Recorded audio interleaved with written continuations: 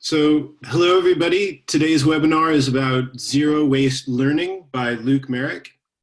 Luke Merrick is the head of learning design at Junction 18. He is passionate about building capability through the combination of science-based methods, performance-driven design, and creative thinking. He's been a regular presenter at eLN events for some time now. Most recently, he did a presentation on zero waste learning at the eLN event at Glasgow, and it was great. And so we asked him if he would present it for our webinar. Now, before we start, let me just remind you that the eLN yearly conference is coming up really soon, November 20th. The theme of the conference is creating a culture of curious learners. We've got a great lineup of speakers. Last year it was one of the best events I've ever been to. And at 110 quid for members and 140 for non-members, it is extremely good value for money. And with that, I hereby hand over to Luke. Cool, thanks so much for the introduction, Leonard.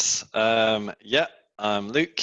I am the head of learning design at Junction 18, and we are a digital learning agency, and we specialize in bespoke and ready-made learning technology solutions. And today I'm going to be talking to you all about zero waste learning. I'm a big fan of making webinars relatively interactive, so I'll be asking you guys some questions throughout, and I'll be pausing for questions at the end of each of the the three main sections. So if you want to pose your questions and make your comments in the Zoom webinar chat, just make sure that from the drop-down menu you select to all panelists and attendees, because then everyone can see what it is you have to say. So hello to everyone. Thank you so much for attending this webinar. I appreciate that it is a part of your Friday lunchtime, and that is very precious time indeed. So thanks for joining us. See, we've got Heather from Edinburgh. Hi, Heather. Thanks for joining. And yeah, so my first question to you really is, what is zero waste? So this webinar, I'm talking about zero waste learning, but I think we kind of need to define what zero waste actually means, because it's not typically used in the context of workplace learning. So webinar attendees, can I consult your hive mind? What does zero waste most typically mean? And remember, make sure you've selected all panelists and attendees before you send your message.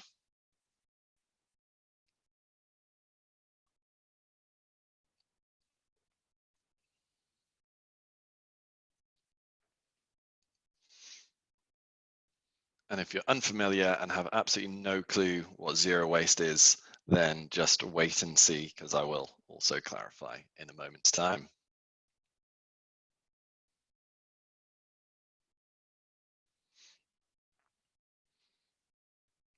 Yep, so not wasting money, not wasting time. All learning, no loss from Nandini there. We don't lose the learner from Michael. Yeah. So you guys have already jumped to point number 2, which is what would zero waste learning be? So you guys are all on the ball. So cheers to you, congratulations. It has, Richard, you're right, it has nothing to do with recycling, but let me put your mind at ease now and explain what it is. So zero waste, generally, we all know it's all about reducing what goes to landfill, so reducing, reusing, recycling, all that sort of thing. But it's not commonly used to reference workplace learning, really. It's most commonly about grocery shopping and that sort of thing. So what has it got to do with workplace learning? Now, I work at a vendor, and I have worked from the vendor, the agency side of the e-learning sector for a good number of years now. So I've had the privilege of working on hundreds of projects with dozens, on dozens of different topics and different sectors with many, many different clients. I think it's quite privileged position to be in, because it means I get to see insights into all sorts of different companies and see many different ways of doing things. And one of the common themes that I've come across and identified over the years is that of seeing a lot of waste, actually, in terms of learning interventions and the way things are approached. So specifically, I see quite a lot of wasted company money and company time. I see quite a lot of wasted learner time and wasted mental capacity. I see quite a lot of wasted data as well, throughout those sort of different learning interventions that are put into place, whether it's courses or resources or a combination of the two. And in my mind, this is akin to throwing away half a pizza, which, guys, let me tell you, that is sacrilege in my household. You do not throw away pizza. Pizza is a precious food which ought to be consumed and appreciated. And if it just so happens that we don't eat all the pizza, which is unusual, I must admit, it's rare that there's any pizza left over. But if there is, we don't throw it away and waste it. Instead, that's going to be a delicious breakfast the following day, or maybe it's going to be a particularly delicious lunch that can be enjoyed later. And even if you're like my wife, who inexplicably loves pizza, yet refuses to eat the crusts ever, which I just don't get. You eat the whole pizza in my mind.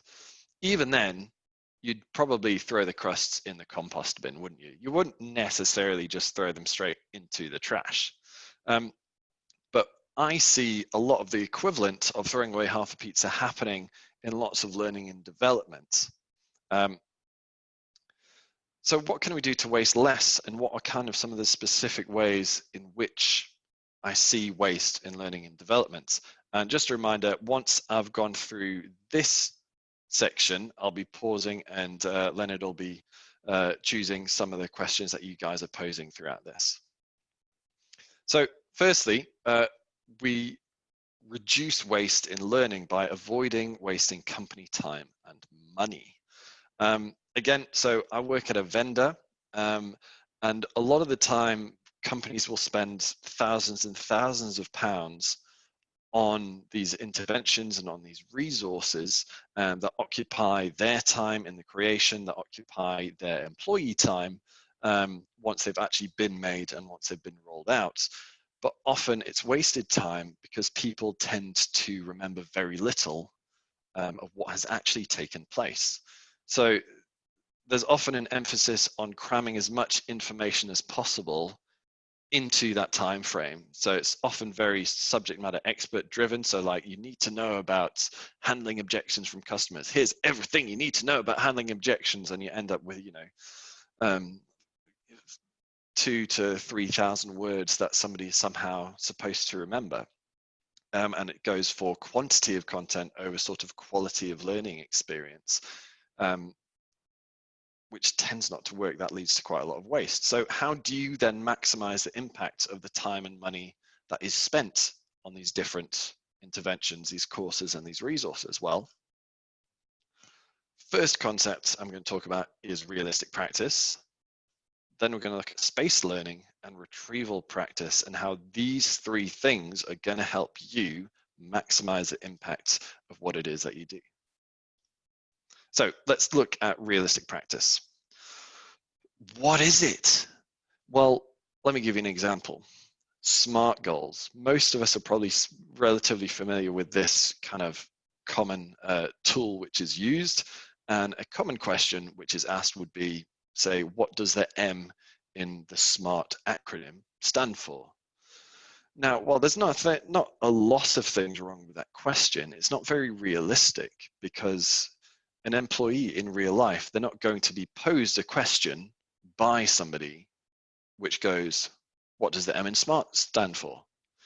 Instead, what's more realistic application of that would be a question in which they're asked, Hasina is a member of your team and she's set herself some goals to aid in her personal development. Which of the goals below is the smartest? So there we have this realistic practice, meaning that it's a realistic situation that the person is going to encounter in real life. But why use realistic practice? What's the benefits? Well, in short, it increases retention of knowledge. It gives context to information, and often information is just sort of presented and transmitted in a in a disembodied way. It's not necessarily linked to real life specifically, and this helps to counteract that. And it also engages a form of memory called context-dependent memory. Now, context-dependent memory, this is the same type of memory that gets engaged when you lose a set of keys, or maybe you lose your phone and you retrace your steps.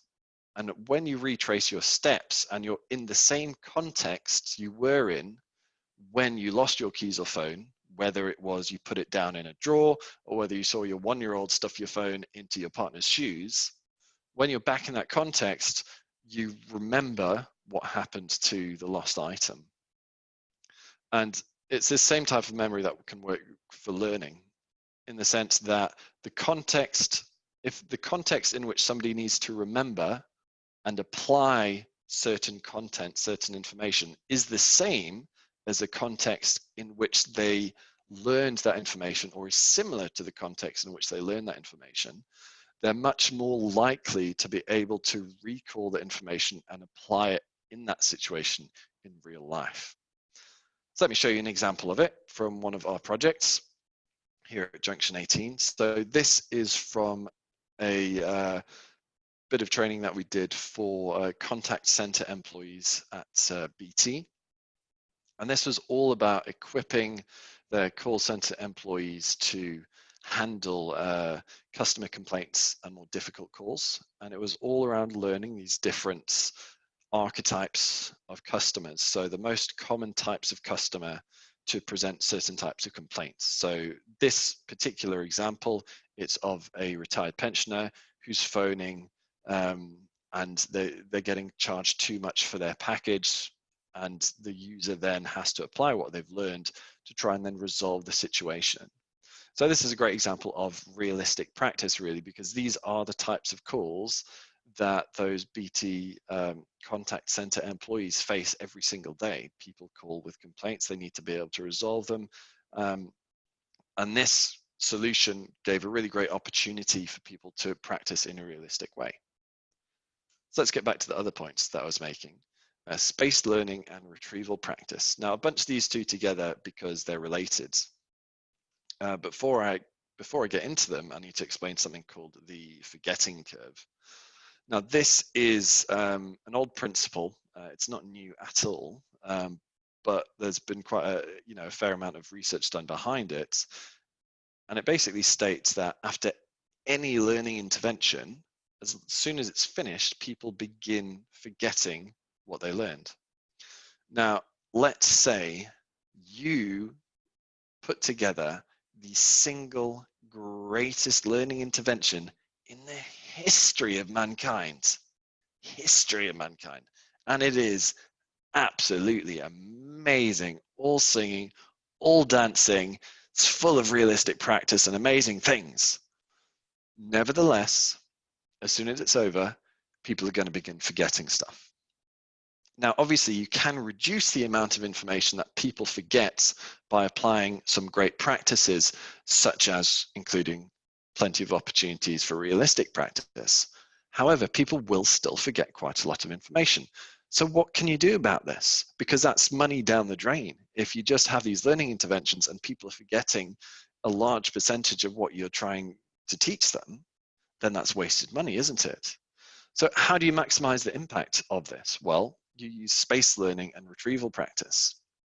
And these two concepts strengthen retention and strengthen retrieval of that information.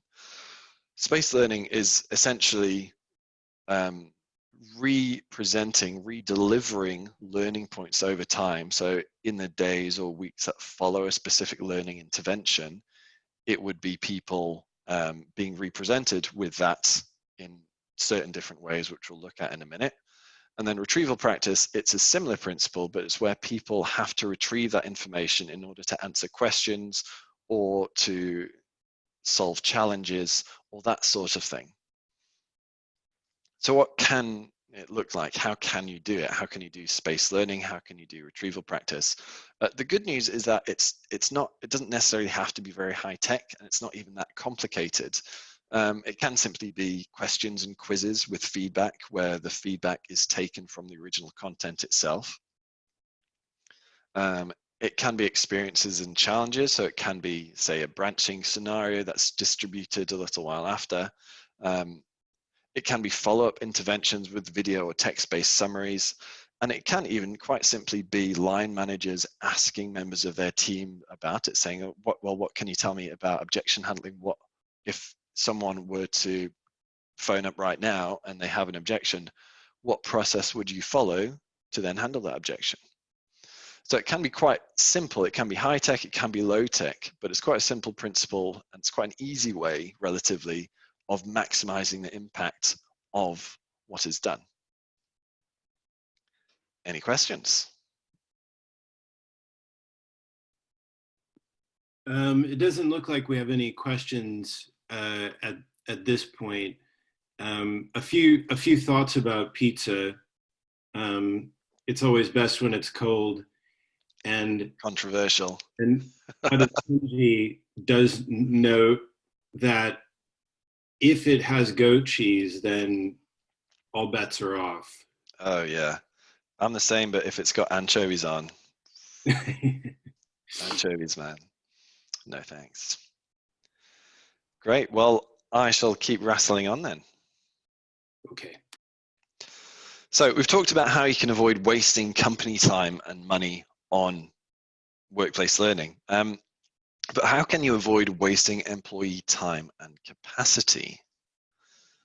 Well, obviously, we want to make the most of user time and capacity. And one of the big things around this is actually designing for optimal mental effort. Now, optimal mental effort, this is also commonly called cognitive load. There's been quite a lot of work done around this in the last 20 years or so from the theory and research side of things.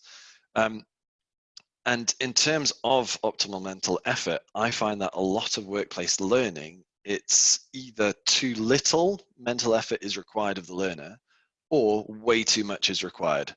So if we think of it in terms of pizza, either the employee is given a single tiny slice for their meal, or they are given 25 pizzas and told to eat them whilst you sit and watch them like this. Whereas what is optimal is somewhere in between. And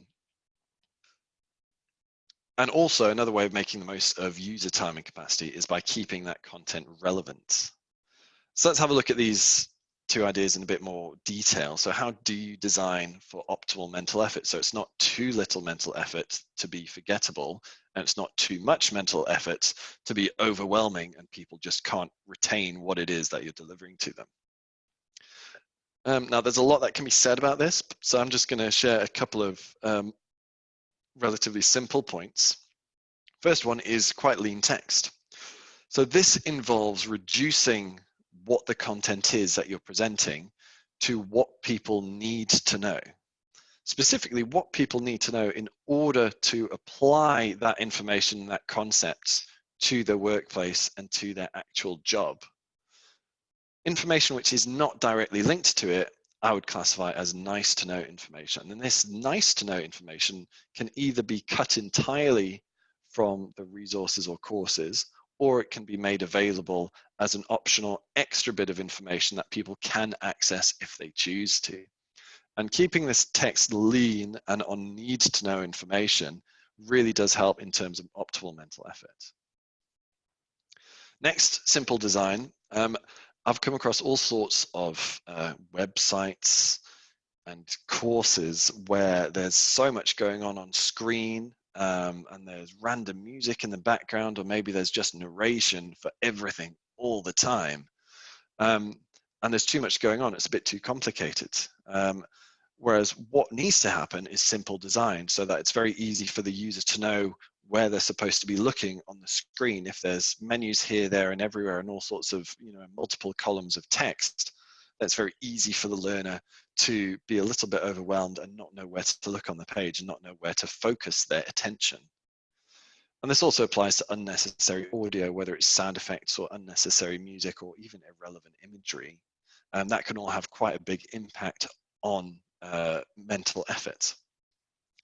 And next we get to pacing. So it's been shown to be beneficial to allow learners to take learning at their own pace when it's a formal learning intervention. Too fast and they don't keep up, and it's too much mental effort, and too slow and they get bored, and then you have the opposite problem where it's too little mental effort and then they lose attention. And then a fourth tip on this would be sequencing. So if the users are familiar with a certain concept, then giving them the power to choose the sequence in which to access information has been shown to be quite beneficial in terms of the learning experience for them. On the other hand, if someone is totally new or they have very little knowledge of a certain concept, then guiding them through the content has been shown to be really beneficial. And if you want to find out a bit more about this cognitive load theory, I would recommend looking up the work of a lady called Patty Shank. She is a great research to practice professional who spells things out nice and clearly. So you can contact me on LinkedIn or via email after this if you want to find out more. You could Google her name. There's some great resources out there that she's put together. But what can this look like practically? So this is some induction training that we put together for Starbucks. And this was for the employees who work in the franchises of Starbucks. And you'll see this is quite a simple design. It's got a couple of images that are relevant to the content. It's all about the number of syrups to pump. There's not too much information on the page to be overwhelming. And all the content that's there is relevant. It's to the point. And again, it's quite simple. There's none of this unnecessary audio going on in the background that can distract and can cause something called cognitive overload, which is what we want to avoid. So next, keeping content relevant is essential. And this is all about using real situations, which I've kind of touched on a little bit already, and being performance driven in it. Now, real situations and performance driven, this just means that the information that you have, so the information that you've already identified that people need to know, it's about linking the information that people need to know to specific actions that they perform on a daily basis. So an example of this would be, say, objection handling and a specific objection handling process. Obviously, people need to know what process to follow in order to positively handle different objections that may come their way. However, it needs to be linked to specific outcomes in the workplace. So if you simply present the concept as this is what you need to follow, that's going to be far less memorable, much less impactful than if you link that to the specific action of, okay, so now there is somebody with an objection on the call. How are you going to handle it? And then another point on keeping content relevant is if it's something that's available to you, then using adaptive technology for it. By adaptive technology, this simply means that, let's say there's 10 different employees and they need to do something on objection handling. It would mean that the course itself actually adapts based on each user's prior knowledge. So for example, if I actually know quite a lot about topics A, B, C, D, and E in a specific course, then it would mean that I don't have to go through all the content on topics A, B, C, D, and E because I've already been able to demonstrate that I know about that, often through some sort of diagnostic quiz at the beginning. But whereas my friend Leonard, maybe he's absolutely clueless about topics A, B, C, D, and E, so he has to go through all of that content. So adaptive technologies, it's about adapting to people's prior knowledge and often their sort of in-course performance. So if I show that I'm really not getting a concept, then I'll be given some more support in order to wrap my head around it. So this is an example of keeping content relevant. So this was part of a solution we put together for Unipart, who are a large logistics consulting and engineering firm. And this is an interactive video that we did for them, in which the user has to watch a video of somebody doing some certain tasks in a warehouse, and then it stops at certain points and they need to identify what form of waste is being done there, because of course it's all about improving processes and being more efficient and that sort of thing. And this is a great example of it being relevant content. It's contextualized, it's linked to specific actions that people need to do on the job. And this is the sort of stuff, when you work in a warehouse, it's the kind of stuff that you do every single day. So then linking that theory, those concepts to these sort of specific behaviors, these specific actions on the job, really do maximize the value, increase retention of the concepts that you're wanting people to remember. Okay, fantastic. Happy to take a pause for questions and for tea. So Richard Price had a really interesting, great question in my opinion. He said, nice to know information shouldn't get into the course, but often does. How do you manage your passionate subject matter experts though? I did a fire safety course a few years ago that wanted me to learn regulation thickness on a fire door. That's a great question. Yeah, I think we all handle subject matter experts. I think often it can be a case of aiming for incremental gains, especially if it's SMEs that you work with regularly. But beginning by agreeing on sort of specific outcomes that you want from the learning. And I didn't say learning objectives, because objectives are often focused around knowledge, purely knowledge, and it's people need to understand this, they need to be able to describe this concept. Whereas if it's more about, action-based outcomes, so people need to be able to perform action X, they need to be able to handle an objection, they need to be able to if it's fire warden safety training, then they need to be able to properly administrate an evacuation or that sort of thing. So I think beginning a project by identifying what those outcomes are that you're working to, and then you use those outcomes kind of as a filter, and you can then refer back to that filter and those outcomes in order to sort of filter out nice to know information. I think it can depend on which, the SME themselves, what they're like, how willing they are to listen to what you have to say. So what I'm saying now, this isn't a magic bullet, which I'm saying will 100% work every single time. It does depend on the SME that you're dealing with and how well they understand the learning process. But having that sort of filter in place can be shown to be beneficial.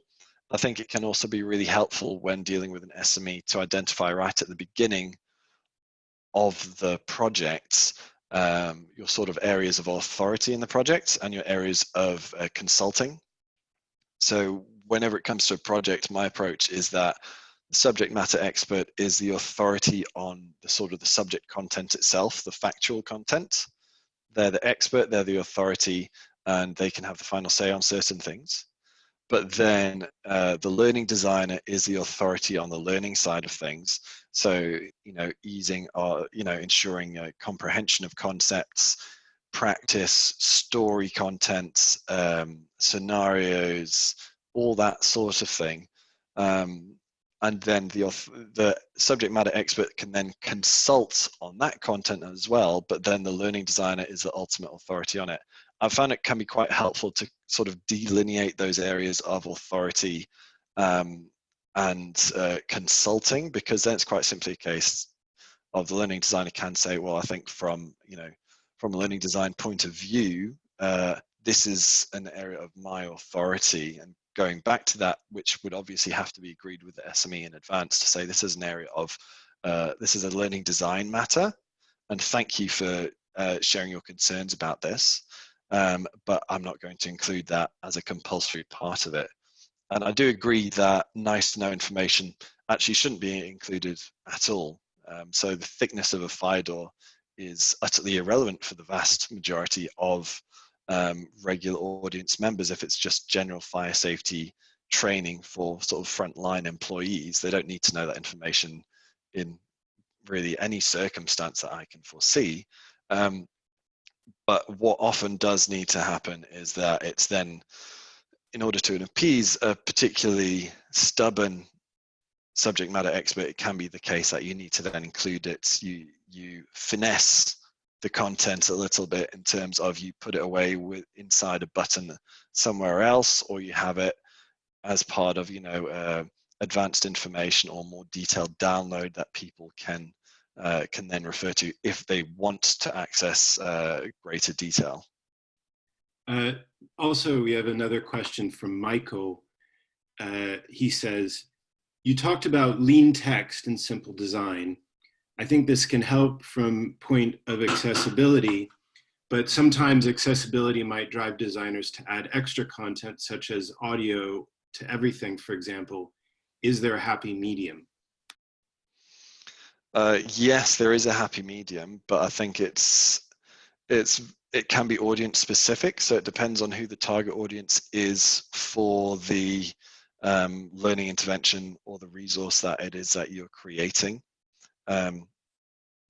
I think it's better to err on the side of simplicity and to give the user choice. So for example, if it's been decided that due to the details of the target audience that we need to include audio for all of the on-screen text because there's a high number of sight challenged individuals, then ensuring that there's a choice given to the users so that not everybody has to hear everything.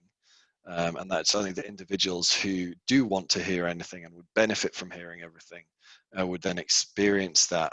And then that would then be some sort of dev issue that you'd discuss with the developers within your company or with the vendor that you're working with. But again, that can be quite a complicated issue, and it can be dependent upon the content on the project itself and the target audience. So again, I'm not saying this is a magic bullet answer which would solve all the problems, but that's my take on it. Just a question from me, Luke, which is, in all the ways that I guess, working with SMEs and, your own team, what is like the kind of the main way that you see people kind of being wasteful? Like if there was one kind of great kind of way that it all goes wrong, yeah, what would be the biggest one? That's an easy one to answer. So I think the biggest way I see people wasting time, money, and mental effort is by focusing purely on delivering information. So only expecting employees to absorb information. The whole approach of, right, I've taught you this thing now, so you should remember it, you should have learnt it. It's your responsibility to learn it. It's kind of that sort of approach of just preparing the content and then thinking, right, job's done. And then not requiring people to do anything with that content, and then not requiring people to connect that content to, real life and to the everyday circumstances and actions that people find themselves in and that people need to perform. So yeah, biggest form of waste is just delivering and presenting information and then not helping people to get to grips with it and to understand it, comprehend it, and be able to apply it. Does that answer your question, Leonard? Yeah, absolutely. Thank you. Yeah. Great. Well, I think we'll move on to the next section, and there'll be a chance for more questions at the end. And at the end, I'm going to set you guys a bit of a task if you want to participate, so you guys can have a think of real examples from real clients that I've fictionalized slightly to sort of begin applying some of these concepts now that I've talked a bit about not just giving people information, but also the importance of people being able to practice and do something with the information. That is part of this as well, and you'll get an opportunity to practice a little bit and get some feedback from me in the next couple of minutes. So next, avoid wasting data. So I think this is still a bit of a foreign concept to a lot of people. I think a lot of us have heard about ideas of big data and using data and reporting data and stuff, but I still think there's quite a lot of waste in terms of that data either going uncollected or that data being unused. So it's collected and then nobody really does anything with it. When it's actually a really golden opportunity to inform future interventions and to allow you to make data-based decisions which benefit everybody. So how do you avoid wasting data? Well, you need to capture it, of course. So we've got an XAPI learning record store which can kind of capture all sorts of user activity. So you need to be able to capture the user activity in some way. Then you want to analyze that information and then take action based on that analysis. So let's move straight on to giving an example of that. So let's say employees in region X answer questions about topic Y incorrectly 80% of the time, the first time that they attempt the answer. So this is some data that you could maybe get from a learning record store with XAPI. You find this out and you're like, interesting. And you need to analyze it really. You need to ask the question why. So why is this the case? And it could be that the questions that are associated with that topic are quite poorly written. That does happen, in which case the questions need to be revisited and potentially rewritten. But maybe there's nothing wrong with the questions. You look into it, the questions are fine. Quick check, nothing wrong with those questions. So maybe you look at, well, maybe the training on the content is incorrect or it's hard to understand and maybe it's too low quality to be beneficial. So then you can have a look at the content and see what's going on there. And let's say you find out that actually the content's fine. People just aren't getting this. We need some more. We need some more support for people. So then you might decide that, you know, the database decision would be that people need more support. And what that looks like specifically would depend on your organization. It would depend on the topic. So maybe it would be simply be a case of getting frontline managers to raise it with their teams and have discussions with their teams about what that topic means on the job. Maybe it would be a case of, maybe it's actually quite complex, so you need to do a more formal learning intervention as part of it. Or maybe it's simply a case of people need help applying that to real life. So it's a different type of learning need, in which case you can maybe, you know, if you have a social platform like using Yammer or maybe using Slack or maybe using, you know, Microsoft Teams to then raise a discussion point and say, so this is how, you know, having someone who's quite good at doing it, say this is how I apply this in the workplace, or maybe it's just, you know, create a video or whatever the intervention is. It's, you know, making a database decision from what you have been able to gather.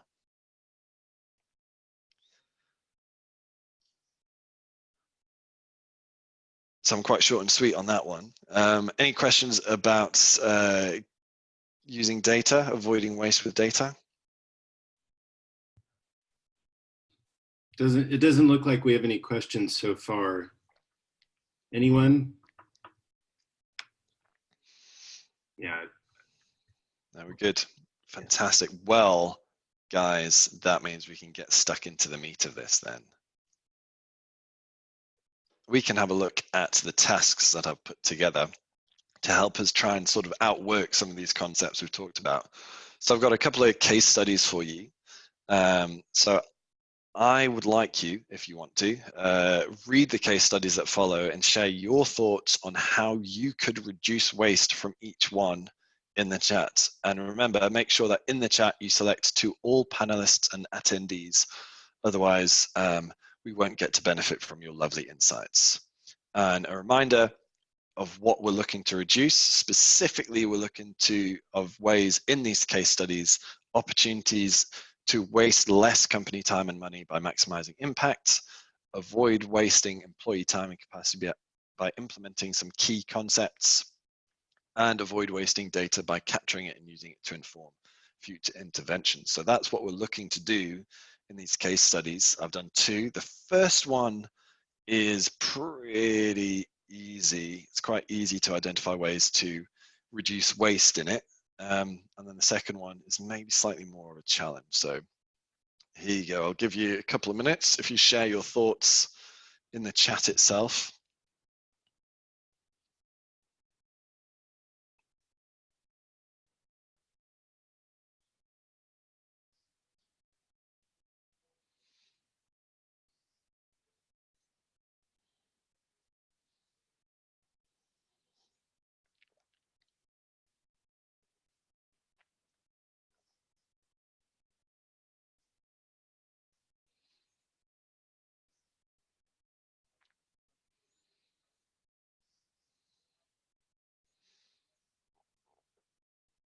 So firstly, is there waste in this example? And secondly, how could you cut the waste from it?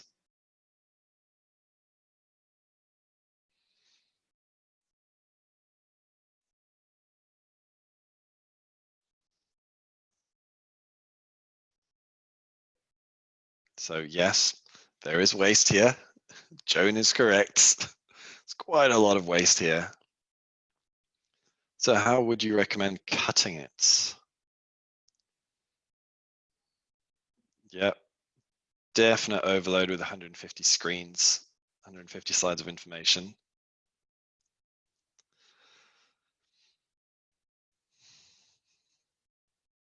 Yeah, cutting back on the information, focusing on what you need in their behavior. So it goes back to that whole lean text of needs to know versus nice to know. If there's 150 slides, then there's a very good chance that a lot of that content is nice to know information and could be removed.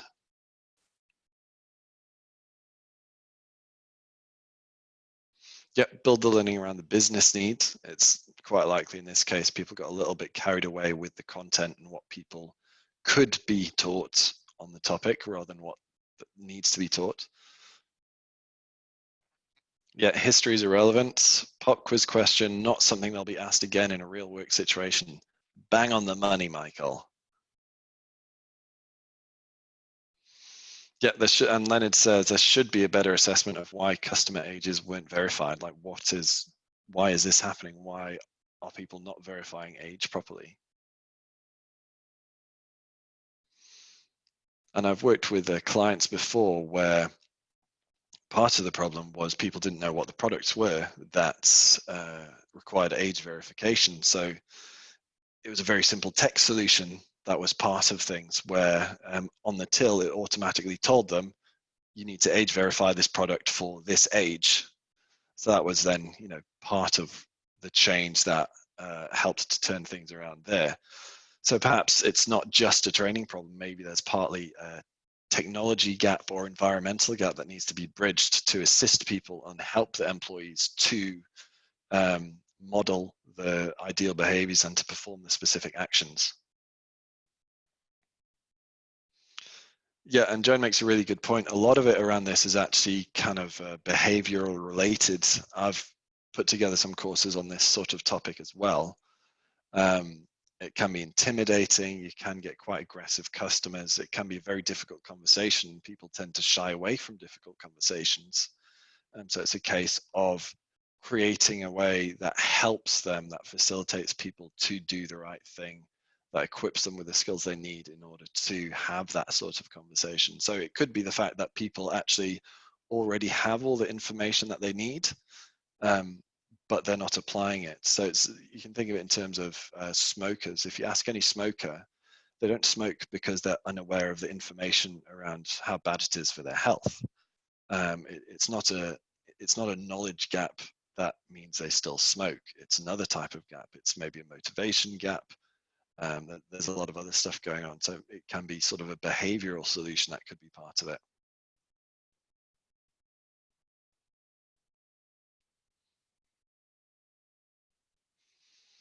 So yeah, some brilliant thoughts on this one. I think it's time to move on to task 2. This one's slightly less obvious, although still I'm sure most of you, I've got some bright sparks today. I'm sure most of you will be able to identify any wasteful areas that may or may not be in the next one. Let's see.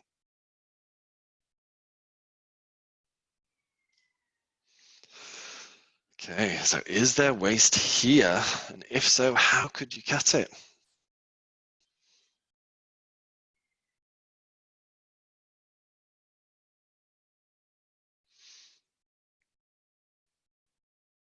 That's great. Thanks for attending today, Richard. I hope your meeting goes well.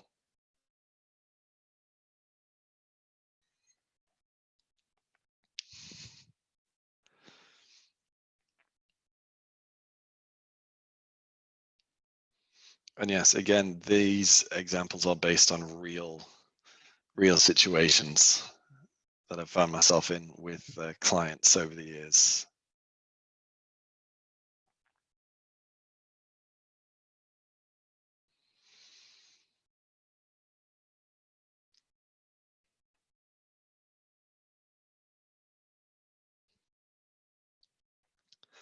Yeah, an example, crying out for a set of resources that can be easily found and updated.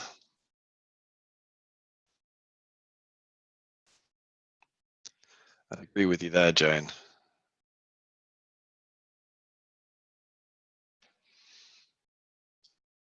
Okay, so what do we think?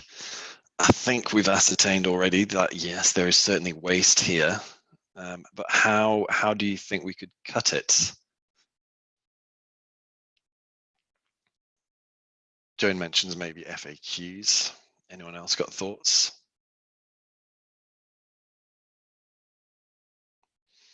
Clearer web page, Leonard thinks.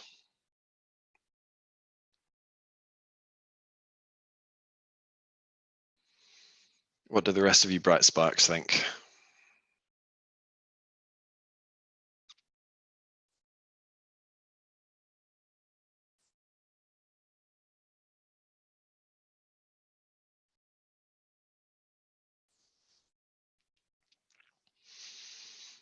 Yeah, I think a lot of this is actually, yep, Michael also says FAQs.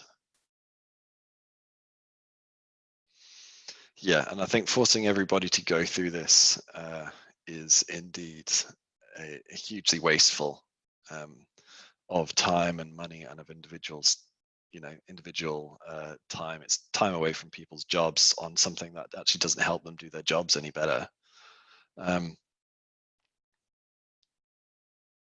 I think in this instance, one thing that could perhaps be used would be, a more modern techie version of FAQ section is potentially a chat bot on the page of the HR department, so that people know they can go there, ask their questions, and immediately get an AI enhanced option.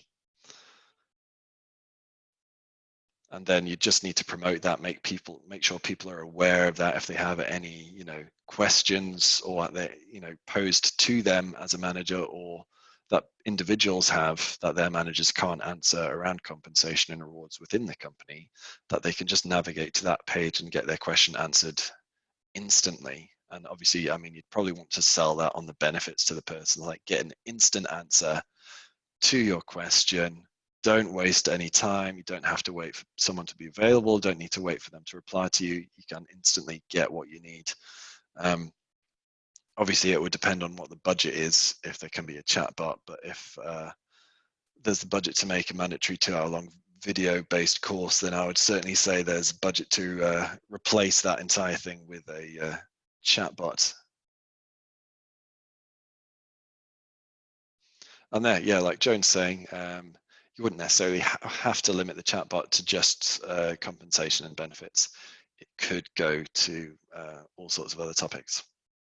Okay, brilliant. You guys are smart. You're good at this. You're getting it. Fantastic. I think there are other things that could be done for this one, but I think we've covered kind of the key ways, making it more FAQ based. It's more easing access to information rather than, this isn't a skill-based course. It's not people need to learn how to do certain actions. It's just people need to be able to access certain information more easily. And then finally, I just think it's always good to reflect on this sort of thing. So what projects do you think you could cut some waste from? What principles did you find most helpful today? What really stood out for you and made you think, yeah, I think that's something that I could definitely do? You may think this is something we want to do. Maybe you need a little bit of help with it, or maybe you feel it's clear enough already. And then what are you going to try and do differently based on what you've heard today? One thing I always have in mind when I hear about new concepts or have my thoughts provoked around my own practice is I try and think of a specific sort of project where I'm going to attempt to do something a little bit differently and try and apply a concept in a new way, and I often come up with some sort of plan based on that. So I'd encourage you today, if there's something that you feel that you want to take away and put into action, to try and identify something specific, a specific area in which you can maybe give something a go. And yeah, if you want to find out more, see if Junction 18 can do anything to help you in what you're trying to achieve, or you just want to find out a little bit more about what I've talked about today, you can get in touch with me. You find me on LinkedIn, on Twitter. You can send me or my colleague Nick an email, luke.merrick@junction18.com. And Leonard has just put up a little survey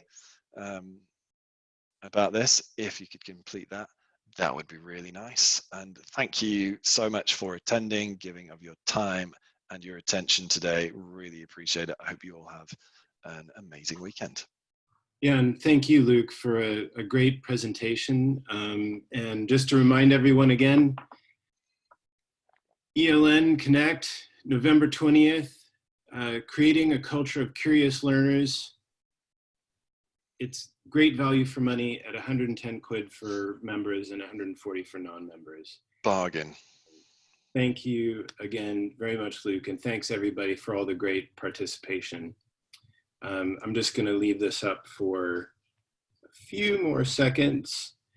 Getting some, if everybody could try to complete the poll, that'd be brilliant. Okay, and that's great.